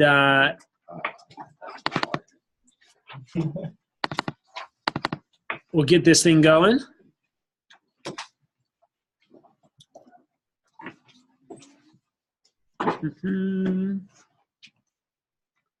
And one last one. I'm going to load them all so that they're all ready to rock and you can get them going. So let's talk about the PC. First off, we know that PC stands for what? Personal coaching. Personal coaching, right? Or personal consultation, okay? So every week, every rep should have a what? A PC. Now, by the way, do top-level CSPs get a PC every week? Yeah. Maybe not from me as the division manager, but they get one from each other, or they get one from one of their mentors or their coaches, right? We've got a couple people on our mentoring program, right? I've got Claire and Britton and Isaac and a lot of people over 20 and 30K in career sales. And one of my commitments to them to have their best campaign is make sure they get 20 to 30 minutes of my time. Right? And again, that should be happening on a weekly basis. So are you getting quality time with your best people at all times and really leveling up your business with that? So sorry for those of you on Zoom. I'm trying to make sure everything loads and get this info for you. So I'm going to load it right now. There we go. And we can share our screen. So here we go. Let's go through it. It says every rep should be PC'd every week. One of the most important things to write down at the bottom of this, it's not on here, and while it's fresh in my mind, let's write it down. It says 10 minutes, book 3, but I want you to write at the bottom, big reminder, schedule the next what? PC. At the end of every PC, you got to schedule the next one. And then you don't have to waste any time in the middle of the week scheduling your next PC because it's already done. And you just need to be planning a week in advance to know when those time spots should be. Does that make sense? So get their first PC done before they leave training. And then at the end of every PC you run with them, you just have to schedule another one. The only reason you need to reschedule it is if they no-show or if you had to cancel. That should be done in the moment, okay? Who here has ever had a reschedule or cancel demo before? Anybody had that? It's a great practice for you to be able to reschedule it in the moment instead of get the text and not follow up with it right then, right, for when you're in an office. So let's go through it. It says with small deep, everybody should have an individual PC. With a large team, utilize group PCs. match reps at similar levels, and so forth. So it says, first thing, right, is text 3 potential preferred reps or send out 3 Facebook social media things to try to build the team and have them be able to win prizes, right? So that's where I like to start and get things going, okay? It says 10 minutes, 10 minutes, 10 minutes, 5 minutes. The reality is, guys, that you actually don't need to pay attention to the exact time allotments, but you do need to pay attention to the process, right? That's more important. So number 1 is to build rapport. Talk about life, talk about business, build a relationship, help them trust you. It's a lot of different ideas that you can cover. Find out their stats. Right? Hey, how many contacts do you have? That should always be a question in every PC, right? Because if they have any less than 100, well, what do you think our PC is going to be about? Getting them to how many? 100. Because the number 1 reason why reps leave, regardless of what they're going to tell you, is because they feel like they don't have enough people to what? Call. It's the number 1 reason. And so you prevent that by making sure that you help them in getting those names every week so they never feel like that. Make sense? Okay, cool. Talk about their career sales. Maybe sometimes honor them. Like, hey, congratulations, by the way. I know I wasn't there for it, but you knocked out that promotion. That's exciting. You realize you're making blank percentage now. You also realize that if you were making 30%, you would have made blank amount instead. Oh, we got to get you to 30%, dude. Right? And you start to have those conversations. Some of you are smiling. You're like, yep, I had that combo. Right? So now I know where they got it from. Right? And it's all scripted. Right? So again, target PRs, things like that. Let's talk about the next one, teaching or adding value. Okay, what are the 3 fundamentals of this business? Well, recommendations. Go through their approach and handle the objections, right? Closing, go through the approach, handle the objections. Phoning, go through the approach, handle the objections. One tip that I will always give you on these is you can either quiz them on it, or if they're struggling, and let's say this rep went out there, they did 5 demos, they had 1 sale, it was for a piece, and now they've been through advanced training and had 2 more demos and they were both no sales. Well, let's say that's Gracie. If that's Gracie, I'm going to say, hey, Gracie, no big deal. Here's what I'd like to do, though. Because I wasn't on your demos, it's tough for me to diagnose what is happening or what is going wrong. So I can tell that something's off. So I'll tell you what. Why don't you start with your manual on page 8. I'm going to pretend I'm a normal client, treat it just like an actual demo. If you ask me a question as a manager, I'm going to look at you like I'm a customer and I have no clue what you mean by CPO. So I want you to just act like you're a normal rep, do the demo for me. I'm going to keep saying no and just keep going until I cut you off. And have them start at page 8 and take notes on their pros and the areas of improvement for them. And have them go through page 8, page 9, try to close you on a homemaker, try to close you on a galley, and you'll pick up real quick if this is foreign land to them and they've never read this really, right? Which tells you they're probably not reading the manual, or if they are reading the manual but they're not asking enough times or whatever the issues are. And what I like to do is go through the homemaker, go through the galley, and then go through the studio, and I'll stop them there and say, great, I definitely took some good notes. What I'd like you to do now is write down pros, what went well, and areas of improvement. And then I'm going to do mine for you, and then we can compare the differences. Sound cool? And then I do mine right back for them. And then I don't even get to the studio because by then they've already said yes to the homemaker like 3 times. I'm like, all right, thanks for yes, but say no. Okay, cool. Here's how to handle that.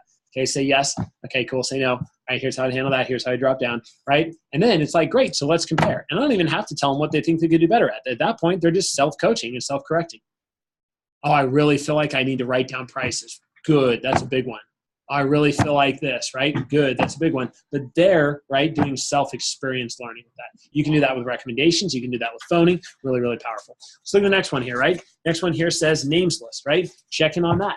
If they don't have a big names list over 100, hey, let's spend a lot of our time on the chicken list PC, and I'll show you how that works. We'll recreate the top 50, 5 minutes of checking their schedule, 1 assignment or 2 assignments I like to give people, great things to write down in your notes to add to your PC. Number 1, I expect when you come to my PC, you've got your next 7 days planned out that you can show me. The most frustrating thing, and this is probably not day 4 PC, but for some of you in this room, right, I'll come into a PC and it's like, great, show me your schedule for the next 7 days. And it's like blank space. How does that show me that anything that I teach you is going to be implemented, right? So if that happens, make sure you set that as an assignment. Next time we have our PC, I'd like you to have your schedule fully planned out for the next 7 days so that we don't have to work on it. Cool? So again, that's just a requirement that I have. Make sure that you broke down when their phone time is, when their demo spots are, what their goals are, getting that into WebPDI. And then, of course, talking about purchasing their kit, signing it for the next conference. And the last thing is 10 minutes, right? You should call and follow up, either book customers or book their friends and schedule their next PC. Sound cool? Good. Questions or comments on that? Okay. Every time I run through the PC, it reminds me that I need to get better at doing what? PCs, right? Because sometimes it's tough to pack it all in, but it's so necessary. So last two documents that we're going to cover right now, and then we'll role play, is the chicken list PC. This would be the part where it says names list. So you can take one of these. This is really awesome. One of the things I tell people when we do a chicken list PC is, hey, I want to go ahead and with this chicken list, I want to look over, right, your list of who you got. And a couple of tips that I would highly recommend, right, writing down your notes when you do a chicken list PC. Number one, you got to make sure you encourage them to keep an open mind. We're going to assume that any name that you think of right now will book a demo with you. Now, we know that that's probably not true, but all this is just a generating names list exercise, and none of these people even know you're going to write them down. Is that fair? So no what ifs, like ifs, ands, or buts, right? If you think of a name, it goes on the list. Are we cool with that? All right, great. So that's always how I prepare it, making sure they keep an open mind. I had a kid that got to 50,000 in sales, Ryan Vincetti. This was back in Colorado. And he literally, at 50,000 in sales, showed me that he only had 10 names on his list. I had been through the chicken list exercise. He had been through Leadership Academy, everything. And he just said, dude, I legitimately only have 10. And I said, all right, well, here's the truth. I'm willing to sit down with you one more time and give this another shot, but I need your commitment to be willing to keep an open mind. Because I don't think you did in the past. And you were really stubborn, and there were some people you knew that you could probably get in touch with, but chose not to put them on the list. I said, this is only going to work if we do that. By the way, even at that place, right, 50,000 in career sales, we found another 30-plus people. And one of those was one of his middle school teachers he hadn't talked to in forever. She said, sure, come on over. And that one lady gave him 30 leads. Those 30 leads led to another 100 leads. He got right back on the horse, had his best year ever, and got over $120,000 before moving on from Vector. Does that make sense? It's impossible to run out of people. All right, there's always another option. So let's look over this, right? At the top, we talk about the benefits and the whys, and then we start with their original list. What I like to do is hand them a highlighter and say, bust out your planner or bust out your training manual. Let's go ahead and highlight every name of your training manual that's already said yes, and you've done a demo or said no. Okay, great. And then after that, I want you to count up how many names are left over and rewrite those names down. I think I did that with Gavin the other couple weeks ago, and Gavin's like, I'm showing everybody on my initial list. And I was like, everybody? Right? And he's like, well, I mean, I feel like it. And I said, all right, well, let's do this exercise. We broke it down, and how many more did you come up with? Got at least 20 people. At least 20 more people. 30 people. And they were already on the list. We just forgot that we had them on there, right? How many of us had somebody reschedule, cancel, no-show in our fast start, and we still haven't followed up with those people? Like, even me just telling you these stories right now, Isaac just like aha moment. He's like, well, what the heck? My first weekend, I still have one of my best 5 I've never followed up with. And by the way, we're the best that we've got in our division right now. So no judgment to that at all, but if we forget, I can guarantee you that they forget too, right? And so by making it visual, by highlighting it and then rewriting it, there's no way that they can say, oh no, that's not for me. Make sense? Okay, cool. So look at the next one, right? Referrals. Busting out their spiral notebook, doing a referral check. How many referrals you have on there? Don't tell me feelings, tell me facts, count them up. Okay, let's look over it, okay? Cool. Cross out anybody that has said no or you already done a demo for. And I think it's really, really important that we all have just a culture that people should not jump into referrals for as long as possible. If you haven't watched the advanced training in a while, it's the difference of 6 inches of water versus 6 feet, right? And which would you rather dive headfirst into? Also, it's the importance of understanding the gear shifts, 1st, 2nd, 3rd, 4th, 5th, right? So what is that? Immediate family. Then you go into people you know really well, right? Then you go into acquaintances. Then you go into chicken list, right? And then you finally get to referrals. But you can't shift from 1st to 5th gear and expect to accelerate. You're going to stall and start over, right? So talking about that. And the other thing he talks about in there is the whole 5-step process to being 100% into referrals. So what is it? Week 1 is 100% initial names, 0% referrals.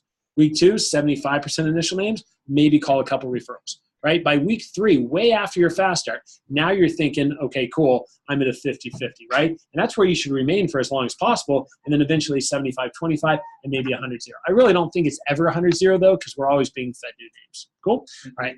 Next one on here is school, right? How many did you graduate with? How many have you shown? How many could you come up with that you're comfortable calling? There's one for church, neighborhood, Facebook, siblings, friends, parents. And again, I go through them one by one. What I always like to do, and I'll put this up on the board right now, I'll go ahead and change the PC document from the screen share. But what I like to do, and I'll show you guys this, is I like to make 4 columns. So I'll show you this real quick. What it is it's going to be source. That's my first column. So that would be something like Facebook, right? Or whatever source we're on, okay? The second thing is initial contacts or initial number. Third thing that I have on here, right, is already shown. And the last thing I have on here is comfortable calling. Probably by next year, I'll make a template for this, and that way we can just hand it to them and they can actually fill it out. It's so much easier than making their own. But Facebook, okay? Well, I've got 1,000 friends on Facebook. Okay, cool. How many have I already shown? I don't know, probably like 5 of those. All right? Well, if I had their number and I could show them, right, how many would you be comfortable with? I don't know, maybe 30. Okay, cool. And then you do each one of those, and then maybe this one's 50. And you do each one of those, and maybe this one's 40, right? Or whatever. But eventually, the only number I'm trying to total is my comfortable calling. You guys with me on that? Yep. So by the end of it, I add this up, and almost always it comes to hundreds of names, right? It comes to hundreds of names. So what I'll get is I'll get like 500 names on there. Okay, cool. Well, we got to assume that a lot of those are probably duplicates, right? Because if you look at this, it's like church and neighborhood and Facebook and school. It's like, oh, we know a lot of the same people. So let's assume that 50% of those are duplicates. We'll go ahead and divide this by 2. We still have 250 potential names. Now, I also don't expect for you to get all those names and phone numbers. So you'll notice here at the bottom, right? And sorry for those of you on Zoom, I'm talking about the chicken list, and you guys are like, where is it? So let me see if I can pull it up and share my screen. But if we get 75% of those, how many would we get? Well, that would probably give us around 160 names. So your assignment, and you'll see this at the bottom, and deadline, is to go ahead and start getting those names and figuring out who those people are and leveling up with it, right? And this is what really helps out as you move your business forward and helping them generate a lot of names. And what does that do for a rep's confidence? When they come in, they sit down with you for half an hour, and by the end of that, they have all these new names and numbers, right, that they can reach out to. Think about how much more confident they are to get on the phone, to come to team meetings, to show up to the conference, to pay for the conference in the summer, right? They get free Cutco, but it costs a little bit of money, yes? So this is really, really powerful stuff for you as you move forward. Cool. Questions on the Chicken List PC, questions on how to lead that, how to go through it. Does this chart and visual help? Yep. Okay, sweet. All right, good. And again, sorry to those of you on Zoom not being able to see it, but now you can see all the categories that we are discussing. All right, last big one that I'm going to share, and I'll share it first before I start ruining it, is how to break down a goal. And this is the last thing I'm going to teach, and then we're going to give about 20 minutes of role play time for you guys to partner up and actually start to break down your goals. So the assignment is take one of these. This is how to break down a goal. And we'll pass this around, and I'll be walking you through this. So let's discuss. Okay, one of the major things that gets people retained and gets people really tied in is you knowing what their hot button is. Everyone's motivated by different things. And the reason we get into Vector typically changes, right, with the reason we stick with Vector, okay? Who initially got into this job just to make some good, quick money? Anybody? Like if that was one of your priorities, maybe not your number one, right? It was for me.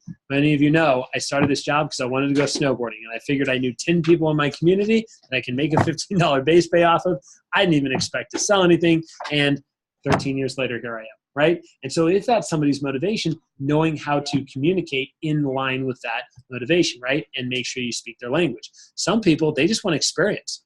You know, and I love when I sit down with rich kids, right? The ones that are just ballers, they don't need a job, right? And on the PR call, I'm like, hey, you know, I understand that you probably don't need money right now. You're already taken care of and school's paid for, but I'll tell you, the one thing money can't buy is experience.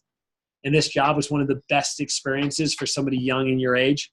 I'd highly recommend at least coming in and checking it out, right? And so if they are here for the experience, well, how do you break down a goal for that kid? They don't care about the money.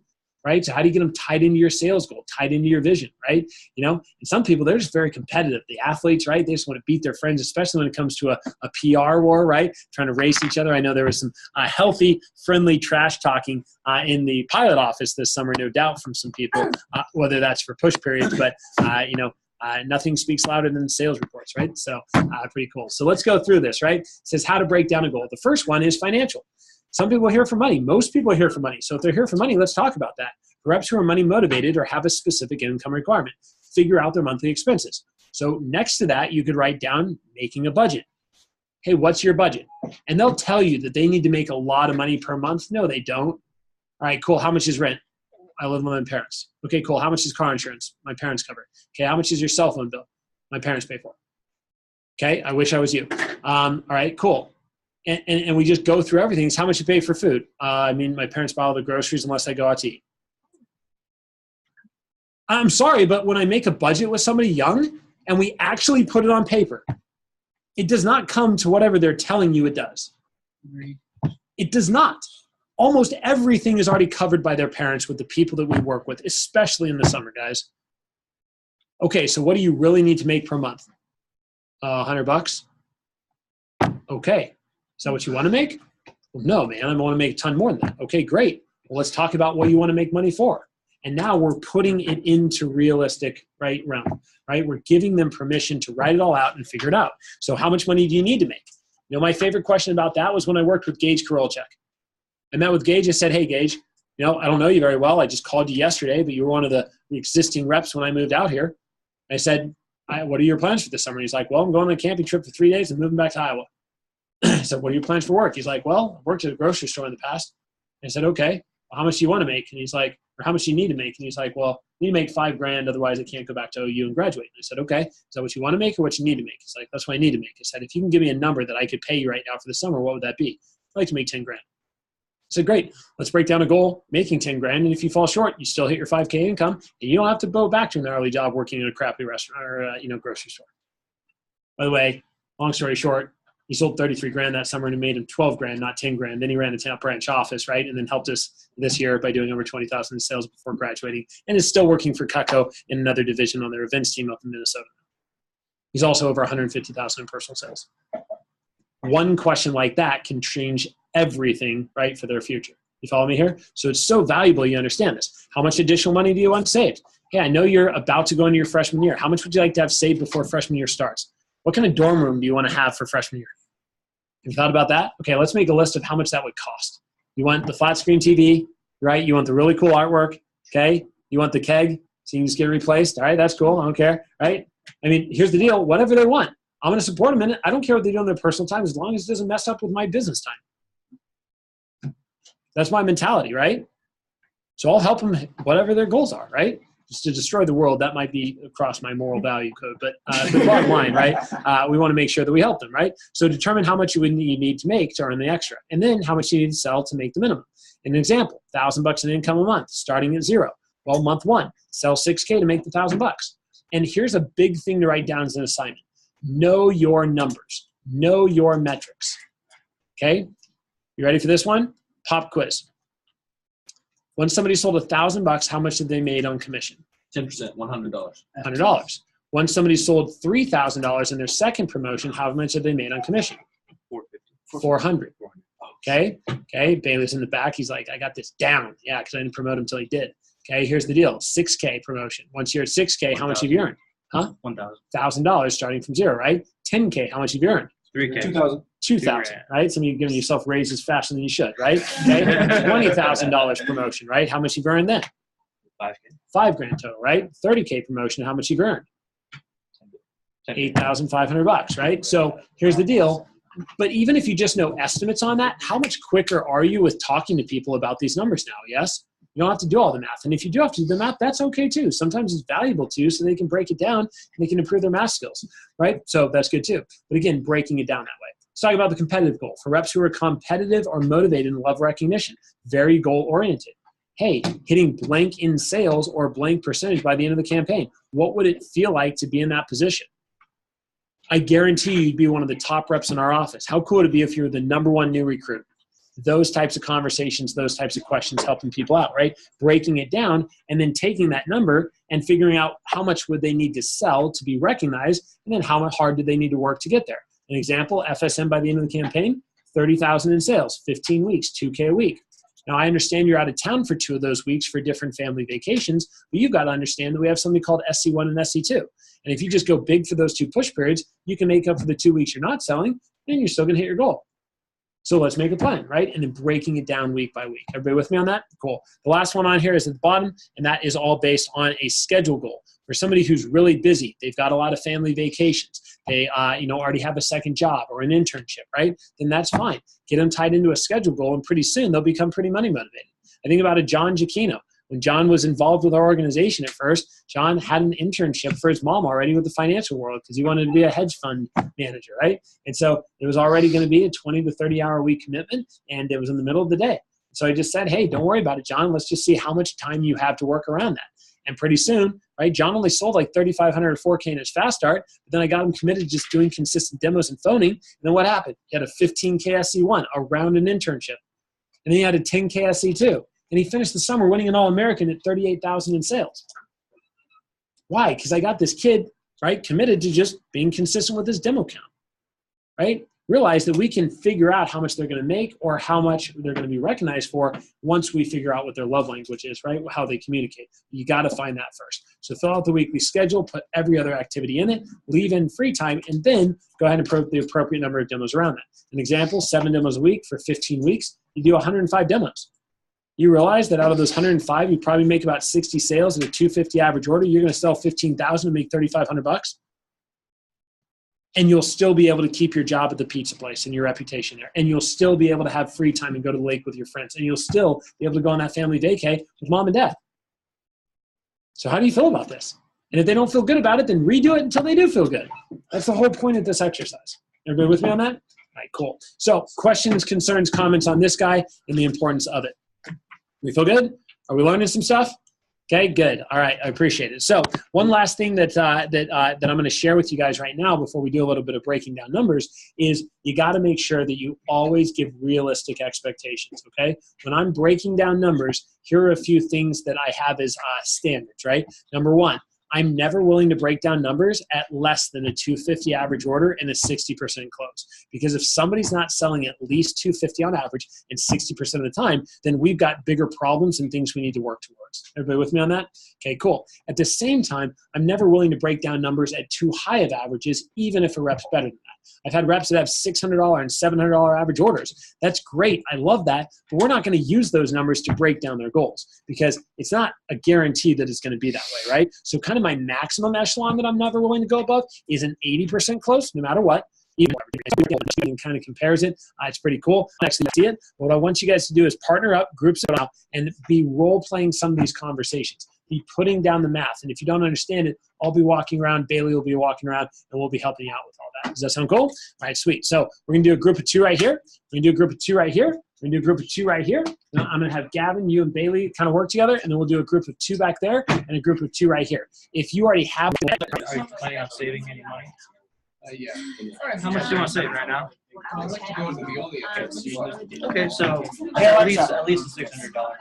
Hey, Alexa. So, that's something you need. Mine is $600. So, 30, if you're showing a 0, you have to at least sell 33,000.